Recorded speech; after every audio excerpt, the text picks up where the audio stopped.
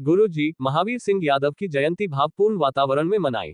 विधि शिक्षा को सशक्त आधार देने वाले महापुरुष को अधिवक्ताओं, न्यायिक अधिकारियों व विद्यार्थियों ने दी श्रद्धांजलि। विधि के क्षेत्र में गुरुजी के नाम से विख्यात विधि महाविद्यालय के पूर्व प्राचार्य स्वर्गीय महावीर सिंह यादव की जयंती गुरुवार को चूरू जिला मुख्यालय स्थित शर्मा कॉलोनी में भावपूर्ण वातावरण में मनाई गई। कार्यक्रम में बड़ी संख्या में अधिवक्ताओं, न्यायिक अधिकारियों, विधि विद्यार्थियों, प्रशासनिक अधिकारियों, जनप्रतिनिधियों एवं नागरिकों ने सहभागिता कर गुरुजी को श्रद्धांजलि अर्पित की। वक्ताओं ने कहा कि चूरू में विधि शिक्षा की जिस मजबूत नींव की स्थापना महावीर सिंह यादव ने की, वह आज एक विशाल वटवृक्ष का रूप ले चुकी है।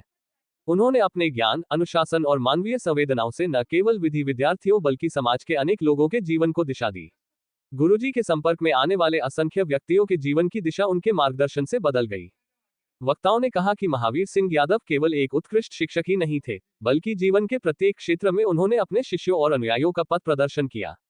चूरू क्षेत्र में विधि सेवाओं और विधि शिक्षा के विकास में उनका योगदान सदैव स्मरणीय रहेगा। गुरुजी के पदचिह्नों पर चलते हुए आज चूरू क्षेत्र में युवाओं को विधि के क्षेत्र में तराशने का कार्य चंद्रशेखर पारीक, महेंद्र सैनी एवं विधि सत्संग टीम द्वारा निरंतर किया जा रहा है, जिसके लिए वक्ताओं ने उनका आभार व्यक्त किया। गुरुजी के प्रिय शिष्य चंद्रशेखर पारीक ने बताया कि चूरू जैसी सामान्य समझी जाने वाली जगह से निरंतर उच्च कोटि की प्रतिभाओं का निकलना और विधि क्षेत्र में सशक्त कार्य होना, यह महावीर सिंह यादव की प्रेरणा का प्रतिफल है। ऐसे महान व्यक्तित्व का जीवन सदैव प्रेरणा स्रोत रहता है और चूरू में विधि क्षेत्र में हो रहा कार्य गुरुजी के प्रभाव का ही परिणाम है। उनकी आध्यात्मिक परंपरा को याद करने के लिए, उनकी किस्से कहानियां याद करने के लिए, उनसे जो मिला उसको वापस कृतज्ञता पूर्वक लौटाने के लिए हम सब एकत्र होते हैं। और जो इस संस्था से लिया वो अब कैसे समाज को दुगना करके दे सकते हैं, उस पर नीति निर्धारण होता है। और कोई व्यथित पीड़ित है जो संस्था के सदस्य की जानकारी में है तो उनकी सहायता के संकल्प लिए जाते हैं।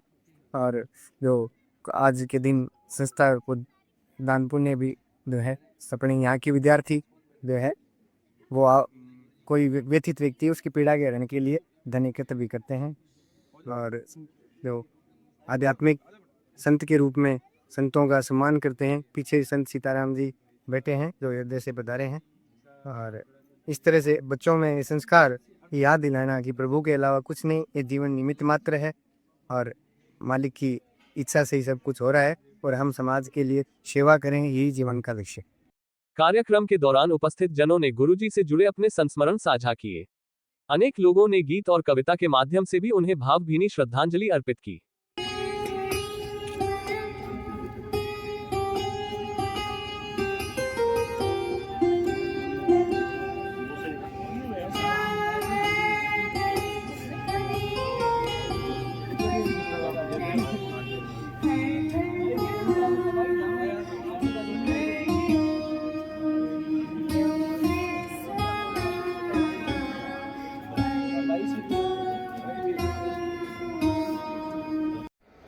कि आपके जो भी वहम है वो दूर कर लो।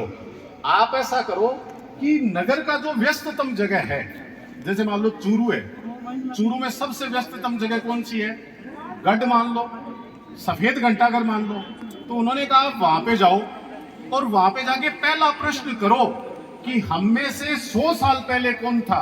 अब इतना सोचने के बाद जो गुरु है वो अपने सभी शिष्यों का चुनाव करते हैं और अपने 2 शिष्यों को चुनते हैं और कहते हैं कि मैंने सिर्फ और सिर्फ तुम 2 शिष्यों का चुनाव किया है क्योंकि मेरे अनुसार मेरे मापदंडों पर सिर्फ और सिर्फ तुम दोनों खड़े उतरोगे।